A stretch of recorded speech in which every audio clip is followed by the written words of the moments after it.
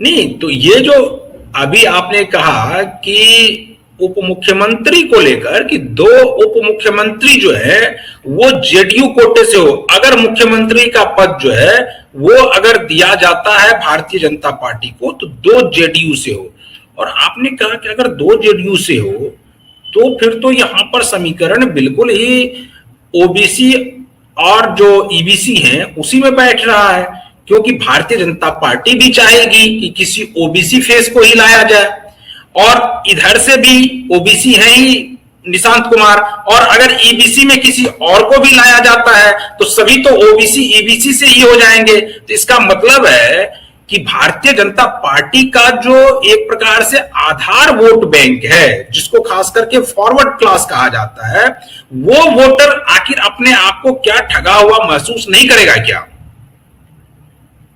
नहीं, देखिए उसमें दो बातें हैं। पहली बात तो यह है कि उप मुख्यमंत्री के नाम पे बीजेपी ने इधर जो बनाया दो बार, एक बार दोनों बार विजय सिन्हा को बनाया, और विजय सिन्हा सवर्णों के केवल एक छोटे से हिस्से को रिप्रेजेंट करते हैं, और उस हिस्से से सवर्णों को भी यह शिकायत है कि ये विजय सिन्हा जिस जाति को रिप्रेजेंट करते हैं सारी मलाई उन्हीं को मिलती है खाने, जबकि ओवरऑल सवर्णों के बीच संख्या बल उनका कम है। तो ये हो सकता है कि विजय सिन्हा अगर ना बन पाए तब किसको बनाए, तब हो सकता है कि एक दो प्रभावशाली मंत्री जो है सवर्ण समाज से बनाए जा सकते, ये हो सकता है। लेकिन देखिए है क्या कि पहला मुद्दा यह है कि मुख्यमंत्री के नाम पर फैसला, बाकी परम्यूटेशन और कॉम्बिनेशन तो उसके बाद बनेगा ना। अगर संजय झा ये कह रहे हैं कि अभी तय ही नहीं हुआ है कि बीजेपी का बनेगा या जेडीयू का बनेगा, तो भाई साहब बिहार की करोड़ों जनता ये पूछ रही है कि तो फिर ये राज्यसभा में जाने का डिसीजन कब हुआ? तो जब राज्यसभा में जाने का फैसला हुआ होगा तो निश्चित रूप से जेडीयू के बड़े नेताओं ने भी बीजेपी के सामने अपने शर्त रखे होंगे। तो वो सारी शर्तों का क्या हुआ? आखिर वो जो प्रायर डिस्कशन हुआ होगा, देखिए इतने बड़े नेता का यह कहना कि हम राज्यसभा जा रहे हैं, जबकि 25 से 30 फिर से नीतीश का नारा था, तो वो फैसला एक दिन में तो नहीं हुआ होगा। टेबल टॉक, पर्दे के पीछे बातचीत हुई होगी, बहुत सारी बातें हुई होगी। तो क्या वो बातें अब पीछे छूट गई? मुझे लगता है कि जो पत्थर बीजेपी के तरफ से फेंका जा रहा था नीतीश कुमार की तरफ, उस पत्थर से उन्होंने दीवार बना ली है। और अगर इसी तरह चलता रहा और जिस तरह से जेडीयू के सारे बड़े नेता निशांत से मिल रहे हैं और निशांत को सीएम बनाने की मांग कर रहे हैं, मुझे लगता है कि उसके लिए एक तस्वीर मैं अभी आपको दिखाना चाहूंगा संजीव जी, कि ये तस्वीर देखिए, ये और एक और ये तस्वीर है, और इसके बाद ये निशांत कुमार के हैंडल से पोस्ट किया गया है, फेसबुक हैंडल से, और उस पर लिखा गया है कि आज जहानाबाद के पूर्व सांसद श्री अरुण कुमार जी से उनके आवास पर मुलाकात हुई। उनके साथ जदयू विधायक भाई ऋतुराज भी मौजूद थे। हमने संगठन और प्रदेश के कई महत्वपूर्ण विषयों पर सार्थक संवाद किया।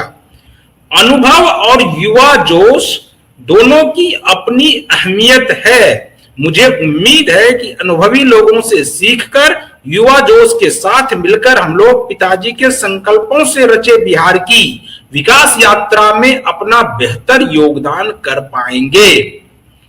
अब इसको लिखने का क्या मतलब है? निशांत कुमार जो ये लिख रहे हैं कि अनुभवी लोगों से वो अनुभव लेंगे और युवा जोश के साथ मिलकर पिताजी का जो उनका एक सपना है और संकल्प है उसके तहत वो आगे बढ़ेंगे।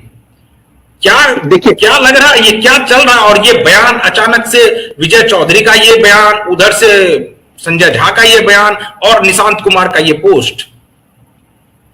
देखिए जो अरुण कुमार हैं उन्होंने ज्यादा नहीं, जब ये चर्चा चल रही थी कि नीतीश जी इस्तीफा देंगे, तो उन्होंने स्पष्ट कहा था कि अगर नीतीश जी इस्तीफा देते हैं तो निशांत को सीएम होना चाहिए। ये बयान उन्होंने 3-4 दिन पहले दिया था। और अब निशांत ने स्पेशली बुला के उनसे मुलाकात, उनके बेटे से भी मुलाकात, उनके आवास पर जाकर मुलाकात की है। हाँ, तो इसका मतलब यह है कि अरुण कुमार जी ने जो स्टेटमेंट दिया था उसका समर्थन एक तरह से निशांत ने कर दिया, और निशांत ने कर दिया तो नीतीश जी ने भी कर दिया। तो मुझे तो कुछ और ही खिचड़ी पकते हुए दिखाई दे रही है, और यही वजह है कि बीजेपी के खेमे में सन्नाटा है। आप देखिए बीजेपी के सारे नेता ठीक है, अगर संजीव जी थोड़ा सा आपको रोकेंगे। कल हमारे कुछ दर्शक कमेंट कर रहे थे कि ये आप लोग कहां से ला रहे हैं ये सब विषय, क्योंकि बिहार में तो सब कुछ एक प्रकार से तय हो चुका है, भारतीय जनता पार्टी का सीएम बनने जा रहा है, आप लोग ये कहां कहां से ला रहे हैं कि नहीं ऐसा नहीं होगा वैसा नहीं होगा, और अचानक से ये क्या खिचड़ी पकने लगा है बिहार में। देखिए आउट ऑफ द कॉन्टेक्स्ट हमने कोई भी बात नहीं की, हाइपोथेटिकल बात नहीं की। अगर पहले सम्राट चौधरी का नाम आ रहा था जनसभाओं से, तो विजय चौधरी ने उसका खंडन क्यों किया? मान लीजिए भविष्य में बन भी जाए सम्राट चौधरी, लेकिन सवाल यह है कि विजय चौधरी ने नहीं कर रहे हैं कि सम्राट चौधरी नहीं बन रहे हैं, हम लोग भी तो कह रहे हैं कि सम्राट चौधरी अगर भारतीय जनता पार्टी की तरफ से अभी सीएम की रेस में जो है वो सबसे आगे सम्राट चौधरी चल है, और सम्राट चौधरी का होने का यह भी कारण है कि नीतीश कुमार भी चाह रहे हैं कि अगर भाजपा से कोई सीएम हो तो वो सम्राट चौधरी सीएम हो। हाँ देखिए दो बातें हैं इसमें, इसको मैं पूरा कर दूं जो मैं कह रहा था कि विजय चौधरी का आकर सामने ये कहना कि वो तो हर मंत्री को बढ़ाने की बात करते हैं, इसमें मुख्यमंत्री बनाने जैसी कोई बात नहीं है। ये विजय चौधरी ने कहा, ये सार्वजनिक मंच पर उपलब्ध है, सारे वेबसाइट पर उपलब्ध है, उनकी बाइट उपलब्ध है। इसका मतलब क्या हुआ? एक तरह से नीतीश कैंप के क्लोज लोगों ने सम्राट चौधरी के नाम का खंडन कर दिया, एक तरह से आप इसको समझिए पॉलिटिकली। दूसरी बात, आज संजय झा ने ये क्यों कहा कि अभी ये तय नहीं हुआ है कि बीजेपी का बनेगा या जेडीयू का बनेगा? यानी उनका ये कहना है कि अभी ये तय नहीं हुआ है कि बीजेपी का बनेगा, जेडीयू का तो है ही। बिटवीन द लाइन जेडीयू का तो है ही, नीतीश कुमार तो है मुख्यमंत्री, बीजेपी का बनेगा कि नहीं ये तय नहीं हुआ है। इसका मतलब क्या है? अगर विजय चौधरी और संजय झा के बयान को मिलाकर देखें तो मुझे ऐसा लगता है कि सम्राट चौधरी के सपनों पर कहीं ना कहीं चोट नीतीश के करीबी कर रहे हैं। क्यों कर रहे हैं? देखिए ये मैंने हमेशा बोला कि अगर सम्राट चौधरी के हाथ में पावर जाती है मुख्यमंत्री की, तो कई बीजेपी नेताओं का कद छोटा हो जाएगा। दूसरी बात है, आज संजय झा क्यों पावरफुल है, आज ललन सिंह क्यों पावरफुल है, आज विजय चौधरी क्यों पावरफुल है, आज श्रवण कुमार क्यों पावरफुल है? केवल इसलिए कि जेडीयू के मुख्यमंत्री नीतीश कुमार सत्ता पे बैठे हैं। तो क्या अपने हाथ से संजय झा, ललन सिंह, श्रवण कुमार, विजय चौधरी अपने हाथ से अपना ही हाथ काट लेंगे? एक तो पहलू ये है। दूसरा, कई लोग ये कह रहे हैं कि जो संजय झा के बारे में ये कई लोग ये अनर्गल प्रलाप कर रहे हैं, खास करके बिहार में, कि वो तो भारतीय जनता पार्टी के भेजे हुए लोग हैं, भारतीय जनता पार्टी में पहले वो थे, अब नीतीश कुमार के साथ हैं, लेकिन अभी भी उनका मन जो है वो भारतीय जनता पार्टी में ही है। तो फिर ये जो बयान आ गया है, तो इससे अब उनका मन कुछ हिले क्या? और लगेगा कि अब कम से कम संजय झा तो ये नहीं चाहेंगे कि अभी अगर कोई किसी पार्टी में नंबर 2 के पोजीशन पे हो और वो किसी और गठबंधन की, मतलब एनडीए गठबंधन में ही, और उनकी पार्टी के मुख्यमंत्री ना हो और किसी और पार्टी के मुख्यमंत्री बन जाए, उनका अपनी पार्टी में तो वो नंबर 2 रहेंगे, लेकिन सरकार में वो नंबर 2 की हैसियत से जो रहते हैं, जो वो करना चाहते हैं वो करवा लेते हैं।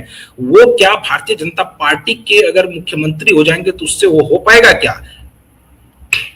नहीं, मैं ये कह रहा हूं, अगर कोई भी ये कह रहा है कि संजय झा बीजेपी से आए हैं, उनकी आत्मा बीजेपी में रहती है, तो और शरीर केवल नीतीश जी के पास है। जो पत्रकार, वरिष्ठ पत्रकार हैं पटना के, जो ये बोलते रहे लगातार, उनके बेटे की शादी हुई, तो शादी में तो संजय झा जी नहीं जा पाए, लेकिन शादी के कुछ दिनों के बाद संजय झा जी उनके घर पर गए, मिले, बैठे, बातचीत की, जिन संजय झा पर वो आरोप लगाते। अब दूसरी बात, इसी का एक पक्ष, भाई सम्राट चौधरी भी तो आरजेडी के हैं, तब तो ये कहा जाए कि उनकी आत्मा आरजेडी में बसती है, शरीर बीजेपी में है, तब तो सम्राट चौधरी को भी कह दीजिए, तब तो हिमंता बिस्वा शर्मा को कह दीजिए कि हिमंता बिस्वा शर्मा तो कांग्रेस से आए, तो उनकी आत्मा कांग्रेस में बसती है, अब बीजेपी से मुख्यमंत्री बने हुए, वो तो बीजेपी को यूज कर रहे हैं। इसी तरह शुभेंदु अधिकारी जो है वो तो टीएमसी के नेता रहे हैं, ममता दी के राइट हैंड है, अब वो बीजेपी चला रहे हैं पश्चिम बंगाल में, तो वो भी कहिए कि शरीर बीजेपी में है, आत्मा जो है टीएमसी में है शुभेंदु की।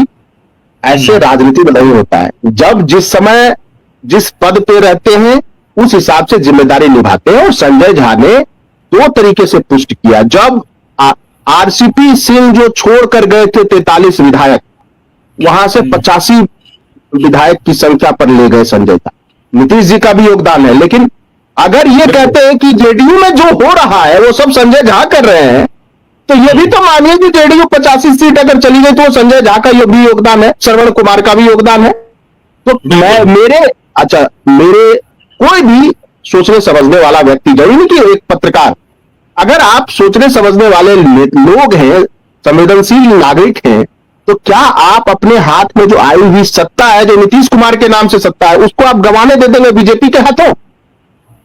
मुझे लगता है कि जरूर इसमें चिंतन मनन हो रहा है। और एक और पहलू है, जो जितने वफादार आईएएस अधिकारी हैं, मान लीजिए अभी तो जिनकी पोस्टिंग जो सेवा में है आईएएस अधिकारी सीनियर, वो तो चलिए दिल्ली प्रतिनियोजन पर भेजने की बात हो रही है, लेकिन जो रिटायर्ड आईएएस अधिकारी हैं जो नीतीश जी के इर्द गिर्द हैं, उनका नाम हर कोई जानता है बिहार में, और वो 4-5 ऐसे हैं, क्या वो अपनी सत्ता को ऐसे ही जाने देंगे? तो देखिए, जब ये बात हुई, पटना में चर्चा चल रही कि ये सारे नेताओं ने और ये सारे अधिकारियों ने प्रेशर बनाया नीतीश जी पर कि सत्ता निशांत को सौंप दीजिए, ताकि